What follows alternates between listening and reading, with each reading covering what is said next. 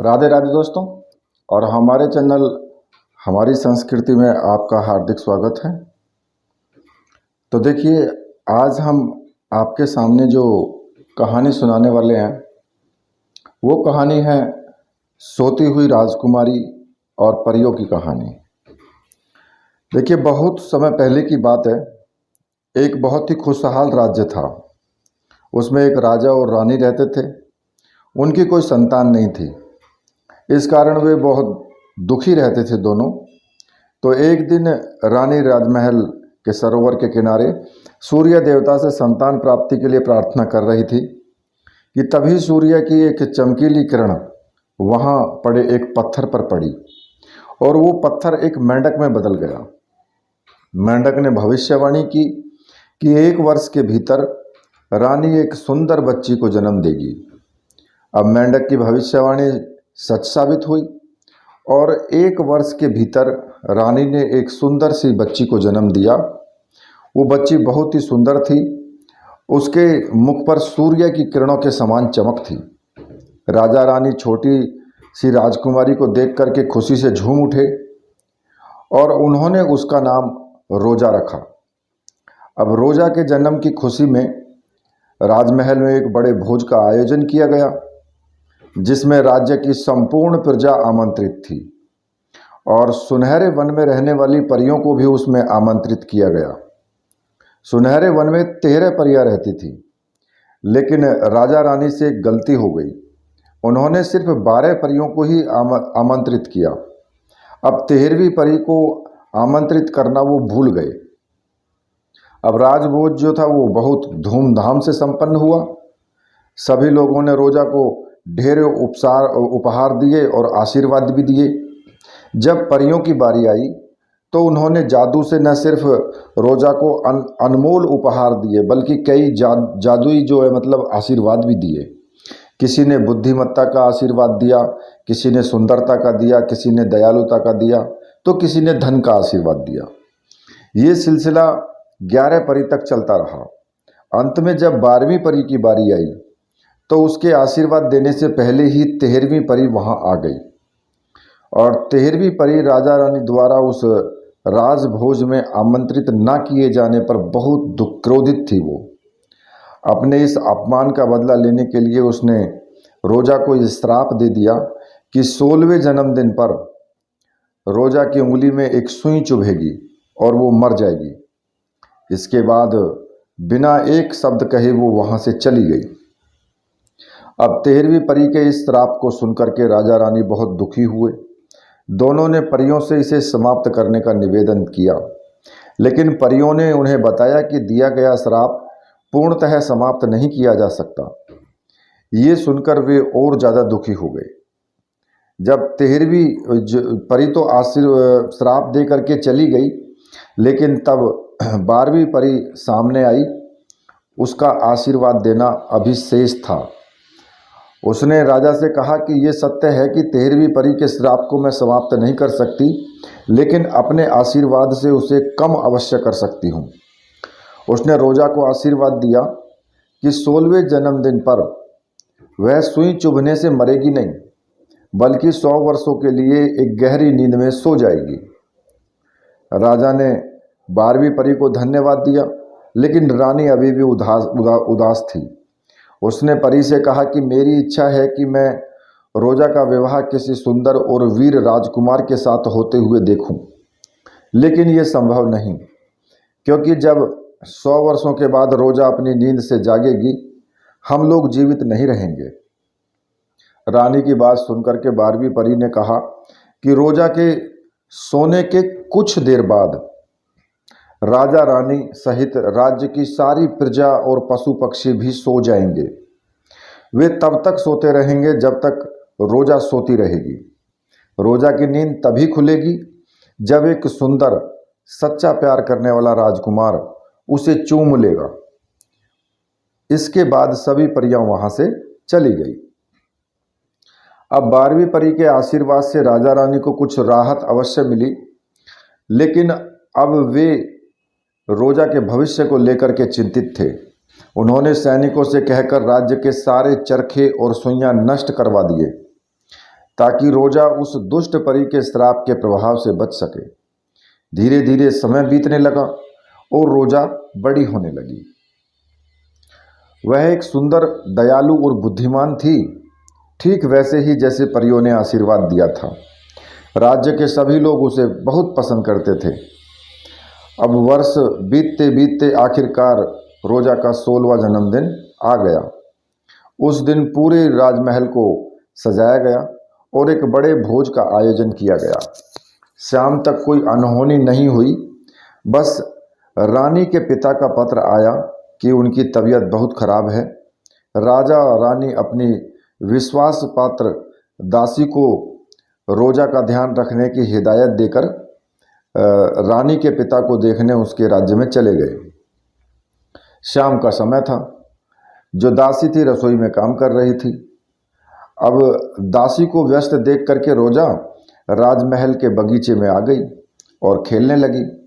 खेलते खेलते उसकी दृष्टि एक फूल पर बैठी हुई बहुत ही सुंदर तितली पर पड़ गई। उस तितली को देख करके वो मोहित हो गई और उसे पकड़ने के लिए उसके पीछे भागी। तितली उड़ती जा रही थी और रोजा उसके पीछे पीछे भागती चली जा रही थी। अंत में वो तितली एक ऊंची मीनार में घुस गई। अब रोजा भी उसके पीछे उस मीनार के अंदर चली गई।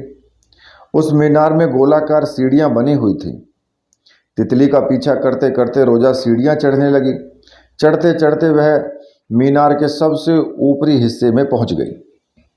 वहां एक छोटा सा कमरा बना हुआ था। उस कमरे में प्रवेश करने पर उसने देखा कि वहां एक बूढ़ी औरत चरखा चला रही है। रोजा ने अपने जीवन में कभी चरखा नहीं देखा था। उसने जिज्ञासावश बूढ़ी औरत से पूछा कि ये तुम क्या कर रही हो? मैं चरखे पर सूत काट रही हूँ, बूढ़ी औरत ने उत्तर दिया। वह बूढ़ी औरत कोई और नहीं बल्कि वही दुष्ट परी थी। उसने रोजा को चरखा चलाने के लिए उकसाया। रोजा ने भी उत्सुकतावश उसकी बात मान ली। लेकिन जैसे ही उसने चरखा चलाया, एक नुकीली सुई उसकी उंगली में घुस गई और वो वहीं गिर पड़ी और गहरी नींद में वो सो गई। उधर जब राजा रानी राजमहल वापस लौटे तो उन्होंने दासी से रोजा के बारे में पूछा। अब दासी कोई उत्तर नहीं दे पाई। राजा ने सभी सैनिकों को रोजा को खोजने का आदेश दिया। वे स्वयं भी रोजा को खोजने निकले। पूरे महल में छानबीन की, लेकिन रोजा कहीं नहीं मिली। महल के बाहर उसे खोजते खोजते वे लोग उस पुरानी मीनार में पहुंचे। वहां पहुंचकर उन्होंने रोजा को चरखे के पास सोते हुए पाया। वे समझ गए कि दुष्ट परी का श्राप पूरा हो गया है। रानी दुख के मारे जोर जोर से रोने लगी। राजा ने रानी को समझाया कि कुछ देर में हम सब भी सो जाएंगे, इसलिए अभी रोजा को महल लेकर चलते हैं और इसे उस दिन के लिए तैयार करते हैं जब कोई सुंदर राजकुमारी से नींद से जगाने के लिए आएगा। अब रोजा को राजमहल ले आया गया। वहां उसे तैयार करके एक खूबसूरत बिस्तर पर लिटा दिया गया। वह सोती हुई भी बहुत सुंदर लग रही थी। कुछ देर बाद राजा रानी, दरबारी, सैनिक, राज्य की संपूर्ण प्रजा और पशु पक्षी जहां थे वहीं सो गए। उनके सोने के कुछ देर बाद घनघोर काले बादल राज्य के ऊपर छा गए और पूरा राज्य अंधेरे में डूब गया। राज्य के चारों ओर घनी कटीली जंगली झाड़ियां उगाईं और वह राज्य उन झाड़ियों के बीच छिप गया। समय बीतता चला गया और कटीली झाड़ियों के पीछे छुपा राज्य अतीत का हिस्सा बन गया। लेकिन उस सोए हुए राज्य और सुंदर राजकुमारी रोजा की कहानियां दूर दूर के प्रदेशों में प्रसिद्ध थी। कई राजकुमार रोजा को पाने की आशा में उस सोए हुए राज्य को ढूंढने जाते, लेकिन उन कटीली मजबूत झाड़ियों को पार करने में सफल नहीं हो पाते। अपने इसी प्रयास में कई राजकुमार कटीली झाड़ियों में फंसकर मर गए। धीरे धीरे राजकुमारों ने मौत के डर से वहां जाना छोड़ दिया। कुछ वर्षों बाद एक दिन एक राजकुमार ने जब सोती हुई राजकुमारी की कहानी सुनी तो वह मन ही मन उससे प्रेम कर बैठा। उसने उस राज्य का पता लगाने का निश्चय किया। वह रोजा को नींद से जगाना चाहता था और उस राज्य की खुशहाली फिर से वापस लाना चाहता था। जब राजकुमार के पिता को यह बात पता चला तो उन्होंने वहां जाने के खतरे को देखते हुए उसे रोकने का प्रयास किया, लेकिन राजकुमार नहीं माना और उस राज्य को खोजने के लिए निकल पड़ा। कई दिन की यात्रा के बाद वो उस राज्य के सामने पहुंचा। उस दिन रोजा को सोए हुए पूरे 100 वर्ष पूरे हो चुके थे। अब राजकुमार ने राज्य के चारों ओर कटीली झाड़ियों का जाल देखा, लेकिन वह बहादुर था। उसके तलवार से सारी कटीली झाड़ियां काट दी और राज्य में घुसने का रास्ता बना लिया। वह राज्य के अंदर पहुंचा। वहां उसने देखा कि जो जहां है वहीं सोया पड़ा हुआ है। राजमहल के द्वार पर उसने दरबारों को भी सोते हुए पाया। महल के अंदर दरबार में पहुंचने पर उसने राजा रानी और दरबारियों को भी सोते हुए पाया। वह महल में घूमता रहा और अंत में उस कमरे में पहुंचा जहां रोजा राजकुमारी सोई हुई थी। अब राजकुमार ने रोजा को देखा तो बस देखता ही रह गया। उसके मन में रोजा के बारे में सुनकर जो प्रेम का बीज फूट गया था वह और गहरा हो गया। उसने रोजा के पास जाकर उसका हाथ अपने हाथों में ले लिया और उसे चूम लिया। उसने ऐसा करते ही दुष्ट परी का श्राप टूट गया और रोजा नींद से बाहर आ गई। उसने अपनी आंखें खोली तो एक सुंदर राजकुमार को अपने सामने पाया। वो समझ गई कि ये वही सच्चा प्रेम करने वाला राजकुमार है। राजकुमार ने रोजा के समक्ष विवाह का प्रस्ताव रखा, जिसे उसने हर्षपूर्वक स्वीकार कर लिया। दोनों कमरे से बाहर निकलकर राज दरबार पहुंचे। वहां उन्होंने देखा कि राजा रानी और सभी दरबारी नींद से जाग चुके हैं।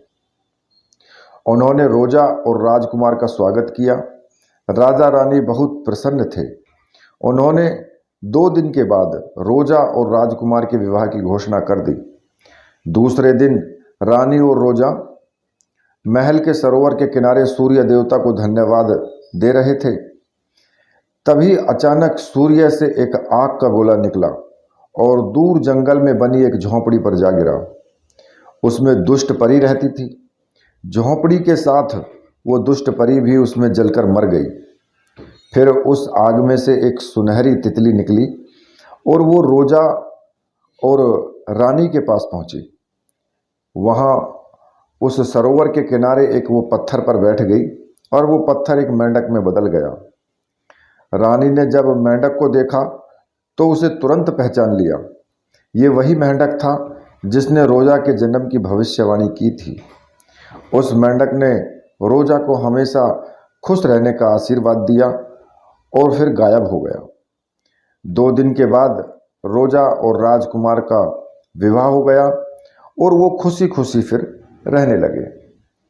तो देखिए, आपको कहानी कैसी लगी? कहानी अच्छी लगी तो फिर चैनल को सब्सक्राइब ज़रूर कीजिए और फिर इसी प्रकार की कहानी मैं आपके सामने लेकर के उपस्थित होऊंगा।